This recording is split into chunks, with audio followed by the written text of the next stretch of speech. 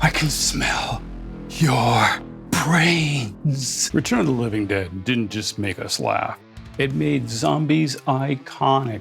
They plunged an ice pick into its brain. That didn't work. They sawed off the head. The headless body still came at them. In Return of the Living Dead, only burning stops the undead. But even then, the smoke carries trioxin into the air, where the fumes start the whole process over again. And now our friends at Evil Genius Games are working on a fantastic cinematic sourcebook for their Everyday Heroes role-playing game. Everyday Heroes is a 5e version of D20 Modern. You know what? I've learned I may need to repeat that. Everyday Heroes is a 5e version of D20 Modern. Everyday Heroes is a 5e version of D20 Modern. And if you dislike 5e, Everyday Heroes might change your mind, as it did me. It is exactly the style of gaming 5e was created for. I have a full review of that game you should check out. Now, right now, Evil Genius Games has a Kickstarter to get this source book published. And I'm making this video as a favor to them because I love their work. At the time of this upload, there's only a few days left for their Kickstarter. So I'll have a link pinned in the comments, plus a link to my full review of the Everyday Heroes role-playing game. Oh, did I mention that Everyday Heroes is a 5e version of D20 Modern? I'm repeating that for a reason, you know, in case someone missed it. This isn't a paid sponsorship. I just believe in what they're doing.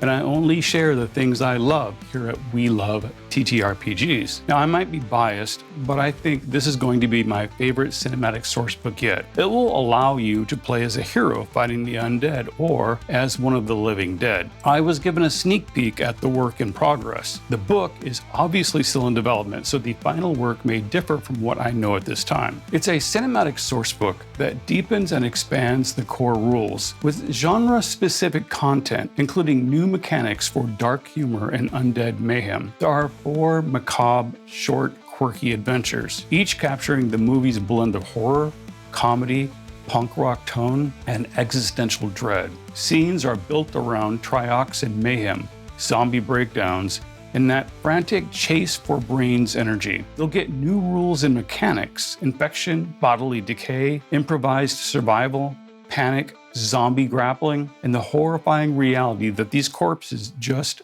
don't die. The vibe is incredible. It stays true to the film's punk rock and nihilistic tone. The art, NPC stats, and narrative structure reflect the movie's gothic punk aesthetic, dark humor, and tar man style absurdity. It's developed by veterans you trust, written by Nick Lowe. He's a self-confessed zombie punk fan and a seasoned horror RPG designer. It's licensed through Living Dead Media and timed for the film's 40th anniversary and a new movie releasing in December of 2025. The cinematic sourcebook also offers digital and virtual tabletop support, including Roll20 initially, and eventually Foundry, complete with tokens and maps to recreate cinematic horror scenes in your virtual sessions. It even comes with a Sirenscape soundscape, so you'll have all the moans and metallic chains to set the mood. Now, my promise to you on this channel is that I only cover things that I genuinely love.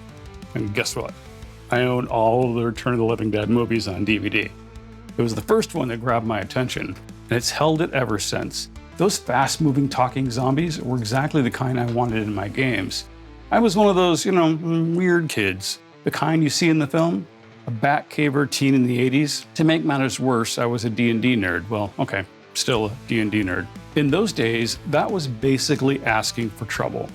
As if being a teen at Cow Pie High wasn't bad enough, we weren't trendy, we weren't accepted.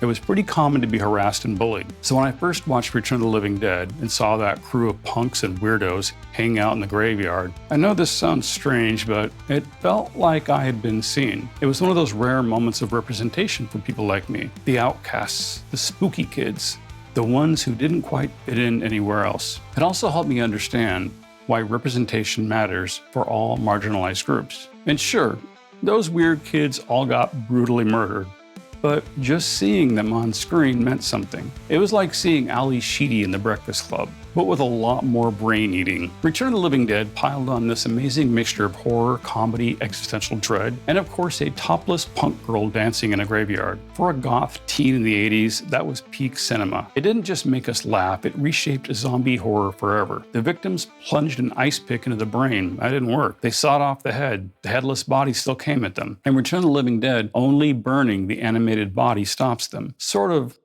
Kinda. Even then, the smoke carries the trioxin into the air, and the fumes start the whole process over again. The legacy of Return of the Living Dead is very important because this wasn't just a cult classic. This film changed horror. It literally reinvented zombies. Before this movie, zombies were slow, silent, and brainless. They were just undead that ate flesh. That's the legacy of Romero's Night of the Living Dead. But Return introduced us to the fast, the talking, the thinking, the brain eaters that we all know and love today. They didn't shuffle, they ran. They didn't just groan, they demanded brains, and they couldn't be killed with a headshot. They were already dead. That twist changed the rules and made these zombies more terrifying than anything that had come before. This was a film with atmosphere and originality that still echoes in how zombies are depicted today. It wasn't just a horror film, it had its own pulse. The soundtrack, the characters, the tone. It was different. These weren't action heroes. Seeing a group like that at the center of a film, even if it ended badly, it meant something. While making this video, I even learned a bunch of strange trivia I hadn't known before. About the actors, the casting search for the punk girl trash, that the mortician was actually written as a former Nazi who had escaped prosecution. And there are clues all throughout the film.